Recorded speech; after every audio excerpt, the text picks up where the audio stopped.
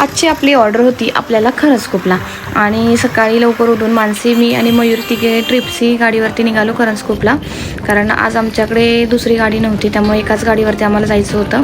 आणि सकाळ निघालो होतो. तर रस्त्याने जाताना असे सुंदर सुंदर शेती, नारळाची झाडं आणि असे मस्त गाई गुरं असं सगळं सुंदर सुंदर दिसत होतं. फायनली आम्ही येऊन पोचलो सुमन गार्डनला, जिथं आपल्याला आजचं सप्तपदीचं डेकोरेशन करायचं होतं. लोकेशनवरती गेलो तर सुंदर असा लग्नाचा माहोल होता.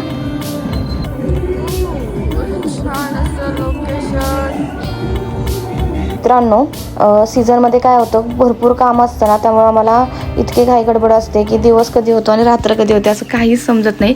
पण जेव्हा अशा सुंदर सुंदर लोकेशन्स आम्हाला पाहायला भेटतात ना, तर खूप छान वाटतं. तर सुमन गार्डनला आम्ही डेकोरेशन करायला आलो होतो. तिथं सगळ्यात जास्त मला जे आवडलं तिथली झाडं, इतकी छान पद्धतीत त्यांनी झाडं लावलेली आहेत ना, नारळाची आणि अशी बाकीची झाडं आहेत, जे पाहून खूप छान वाटतं. म्हणजे मन एकदम प्रसन्न होतं. आणि फायनली आम्ही लोकेशनवरती पोहोचलेलो होतो. आज मी सोबत मानसीला घेऊन आले होते.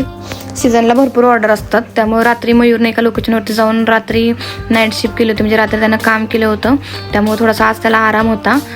त्यामुळे मी आणि मानसीनं आज गाणा डेकोरेशनचं काम कंप्लीट केलं.